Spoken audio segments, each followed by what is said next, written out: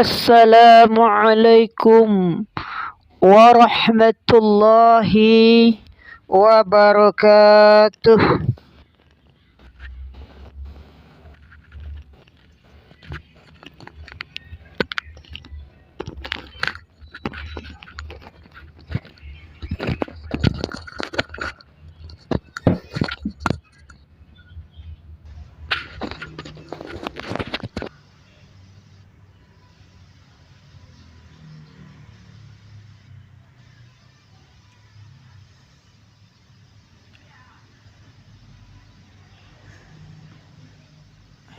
Kalau malaki ano lah.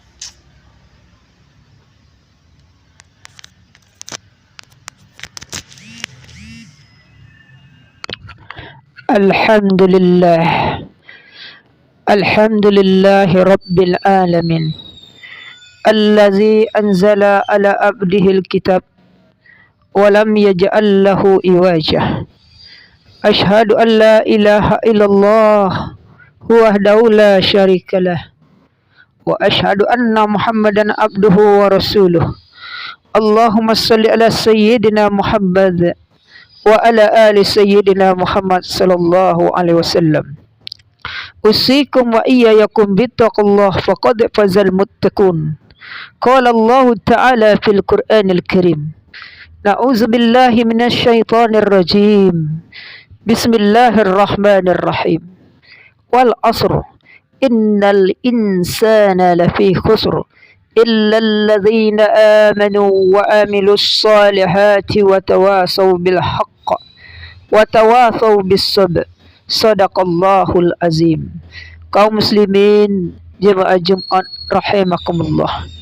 Pertama dan utama sekali, marilah kita ucapkan puji syukur kepada Allah Subhanahu wa taala. Karena dengan izin Allah kita masih dianugerahkan kesehatan, terutama kita masih dititipkan napas. Sebelum napas itu direnggut oleh Allah, berpisah jasad dengan ruh. Alhamdulillahirabbil alamin. Dengan karunia Allah itu kita Allah pertemukan. Selawat beserta salam marilah kita ucapkan buat arwah baginda Nabi Muhammad sallallahu alaihi wasallam dengan ucapan Allahumma salli ala sayyidina Muhammad wa ala ali sayyidina Muhammad sallallahu alaihi wasallam. Kaum muslimin jemaah Jumat rahimakumullah. Pada kesempatan ini, sebelum khatib memberi judul khutbah dan menguraikannya, izinkanlah khatib terlebih dahulu berwasiat. Marilah kita bertakwa kepada Allah. Dalam artian sebenar-benar takwa, menjalankan perintahnya dan menjauhi segala larangannya. Kaum muslimin jemaah Jumat rahimakumullah. Jemaah Jumat rahimakumullah. Hari ini adalah 18 Muharram. Oleh karena itu, kita awali kajian khutbah ini dengan surat Al-A'raf ayat 23. Qala Rabbana zalamna anfusana wa illam taghfir lana wa tarhamna lanakunanna minal khasirin. Berkata Nabi Adam alaihi salam, Rabbana zalamna, ya Tuhan kami telah aniaya, wa illam taghfir lana, dan kami ampunkanlah kami, wa illam taghfir lana, dan jikalau kami tidak engkau ampuni, wa tarhamna, dan tidak engkau sayangi, lanakunanna minal khasirin, mestilah kami berada dalam keadaan merugi. Sadaqallahul azim. Kaum muslimin jemaah Jumat rahimakumullah. Pada tahun baru Hijriah ini hendaknya kita hijrah dari jalan yang buruk kepada yang baik kepada yang lebih baik.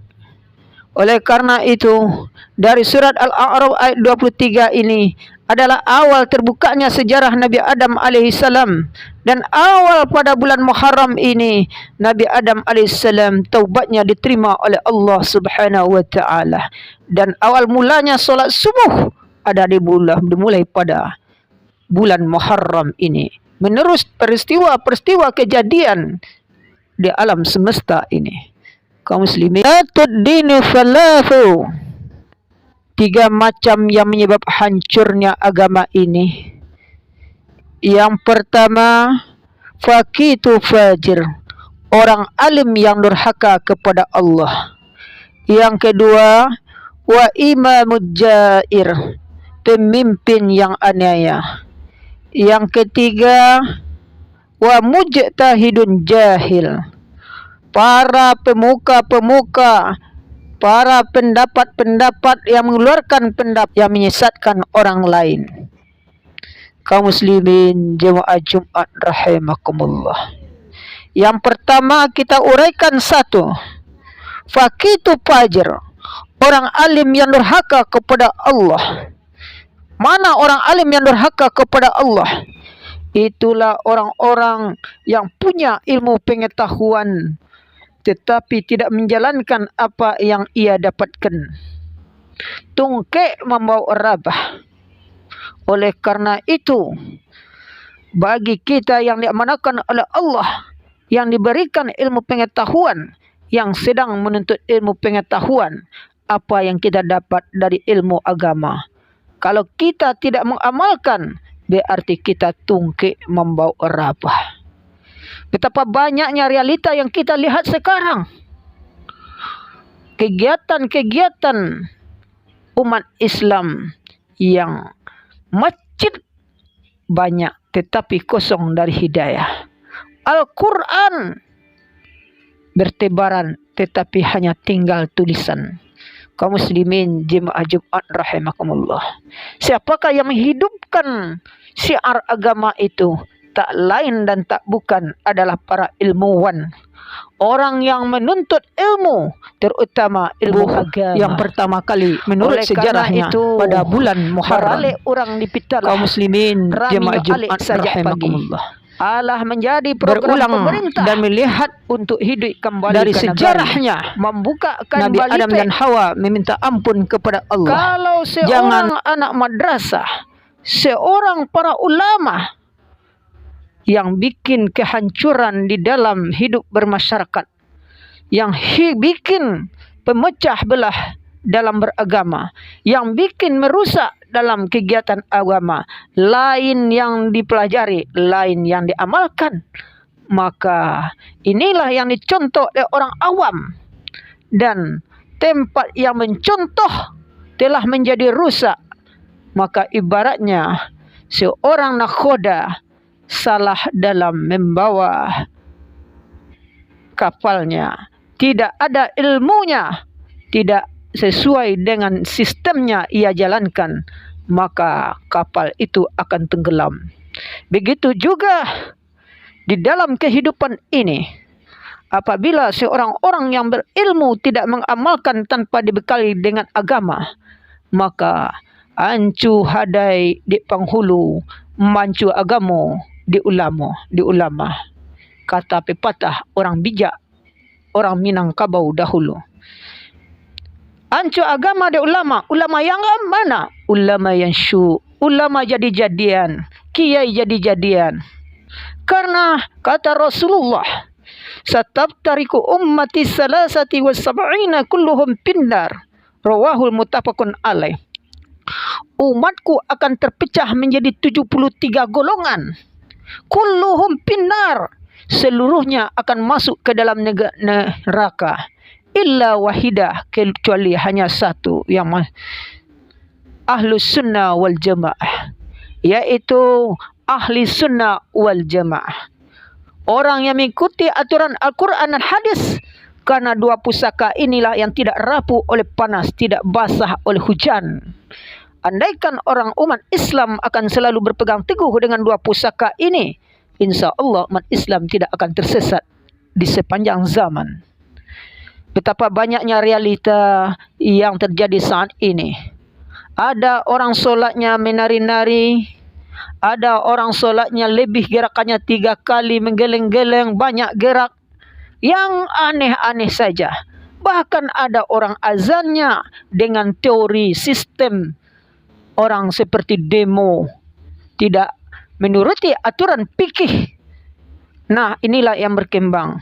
Andaikan dalam suatu kampung tidak ada orang berilmu dan tidak ada orang beragama, ada orang berilmu tapi tidak mendalami, tidak memahami ilmu agama, maka dalam suatu kampung itu tidak ada ulamanya, tidak ada ustadznya, tidak ada anak madrasahnya, maka ibarat suatu kampung tidak ada penjaganya, ibarat suatu hutan tidak ada harimaunya, dimasuki sembarangan orang. Ada gajah, ada babi, ada binatang-binatang sembarangan saja masuk ke dalam negeri itu. Namun kalau ada harimaunya dalam suatu kampung, maka tidak disembarangan oleh orang. Contohnya saja, kalau tidak ada ulama, anak madrasah, satu kampung itu dimasuki oleh bermacam aliran ajaran sesat dan akan menjadi disesatkan oleh pendatang-pendatang yang tidak tahu rimbahnya. Inilah pakitu pajir orang alim yang durhaka kepada Allah, yang tidak menjalankan syariat agama, mau dikemanakan agama ini. Kaum muslimin jemaah Jumat rahimakumullah. Maka untuk menetralisir ini, generasi muda, bukalah mata kita lebar-lebar, bukalah mata hati kita lebih mendalam. Apabila hancur generasi sekarang, bagi orang tua alamat hancur generasi yang akan datang. Andaikan datang dalam suatu masjid musala orang yang bersorban besar, orang yang berjanggut panjang, orang yang berpakaian yang seperti kiai besar, namun kalau tidak, yang menunggunya tidak ada di dalam itu satu kampung itu orang yang beragama, ada niat hatinya ingin menyesatkan satu kampung, namun dalam satu kampung atau masjid itu tidak ada harimaunya, tidak ada ulamanya yang menyaring ilmu pengetahuan sesat atau tidaknya, fantasiru sa'ah, maka tunggulah kehancurannya. Kenapa? Nanti kalau diajarkan solatnya goyang-goyang, solatnya, ibadahnya tidak sesuai dengan aturan fikih Islam, maka orang itu akan mengikuti seperti orang awam. Makanya oleh karena itu, yang aturan menjadi penghuni masjid, penjaga masjid, seharusnya mari kita ramaikan masjid. Al-jama'atu minar rahmah, al-firqati minal azab. Berkumpul-kumpul mendatangkan rahmat, berpecah belah mendatangkan azab. Kalau umat Islam tidak bersatu lagi, generasinya tidak bersatu, kepala rumah tangganya tidak bersatu, kepala rumah adatnya tidak bersatu, kepala rumah masjidnya tidak bersatu, kepala rumah madrasahnya tidak bersatu, maka ibaratnya umat Islam itu nantinya bagaikan buih di lautan, terombang-ambing, diopor ke sana ke sini, bagaikan makanan di meja hidangan, digerogoti, dimakan oleh mangsanya. Sedikitkah umat Islam ketika itu? Tidak, umat Islam ketika itu banyak, kata Rasulullah, tetapi ibaratnya impoten, tidak punya kekuatan karena tidak bekerja sama. Wa ta'awanu 'alal birri wat taqwa wa la ta'awanu 'alal ismi wal udwan. Bekerja samalah kamu dalam kebaikan dan jangan kamu bekerja sama dalam keburukan. Kaum muslimin jemaah Jumat rahimakumullah. Yang kedua, yaitu yang menghancurkan agama itu, wa imamul jair, pemimpin yang aniaya. Pemimpin yang aniaya ini dimulai dari diri kita masing-masing. Apabila kita tidak mampu memimpin diri kita, tidak bertanggung jawab, karena masing-masing kita ini adalah kullukum mas'ulun wa kullukum mas'ulun an ra'iyah. Tiap-tiap kamu adalah pemimpin dan tiap-tiap kepemimpinan kamu akan dipertanggungjawabkan. Kaum muslimin jemaah Jumat rahimakumullah. Kita tidak mampu memimpin diri kita, kita tidak mampu mendisiplinkan diri kita, maka kelak nantinya kita yang umat Islam ini akan ditindas oleh orang-orang kafir di sana. Kaum muslimin jemaah Jumat rahimakumullah. Pemimpin yang aniaya adalah pemimpin yang tidak ada kepedulian terhadap dirinya, kepada Allah, kepada sesama manusia. Pemimpin rumah tangga, pemimpin rumah adat, pemimpin rumah masjid kalau tidak ada perhatian, hanya sibuk dengan diri sendiri, tidak mengajak orang kepada kebaikan, tidak mencegah kepada kemungkaran, maka tunggu jugalah kehancurannya. Oleh karena itu, khatib berpesan kepada generasi muda, wal fata bil fata minal fata bi jihadil akbar. Tidak dinamakan pemuda yang kuat, pemuda yang menyingsingkan lengan baju, tetapi pemuda yang kuat itu adalah pemuda yang berjuang di jalan Allah. Kaum muslimin, jemaah Jumat rahimakumullah, kita berharap di saat ini generasi Islam seperti anak madrasah, anak pesantren, mari kita bimbing adik-adik kita, mari kita bimbing para guru madrasah, guru pesantren, guru sekalian guru agama.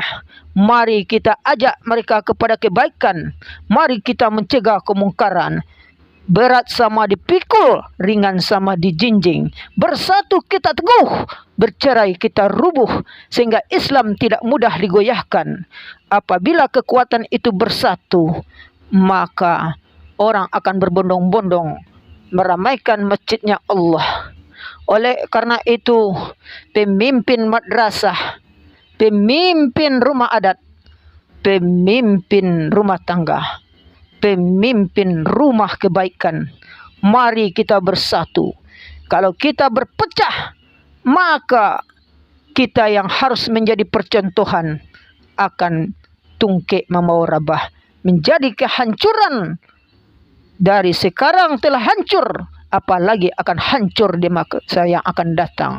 Kita akan ditindas oleh kaum kafir, kita akan diopor, dan kita akan dimakan oleh bangsa-bangsa yang tidak bertanggung jawab dengan agama ini.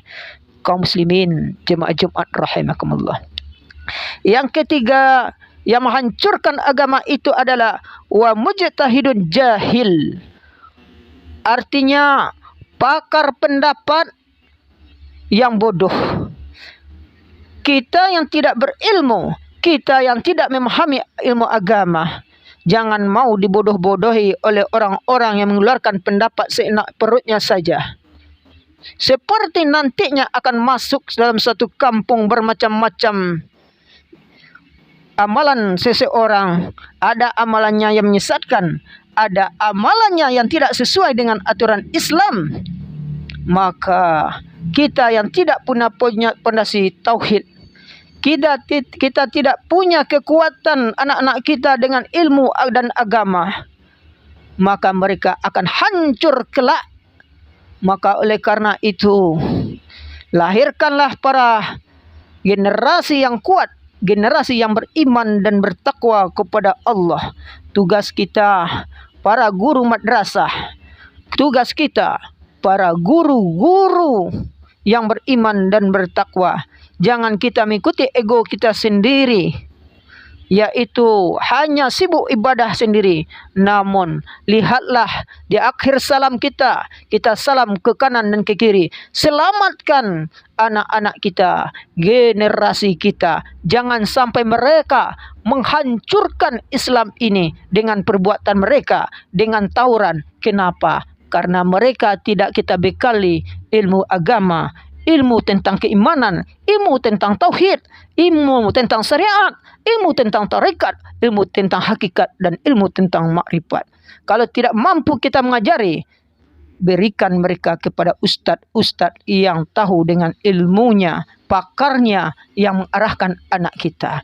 Kesimpulan yang terakhir agar tiga macam ini tidak terjadi yang menghancurkan agama ini: orang alim yang durhaka kepada Allah, pemimpin yang aniaya, orang-orang pakar pendapat yang tidak diredoi oleh Allah yang bodoh.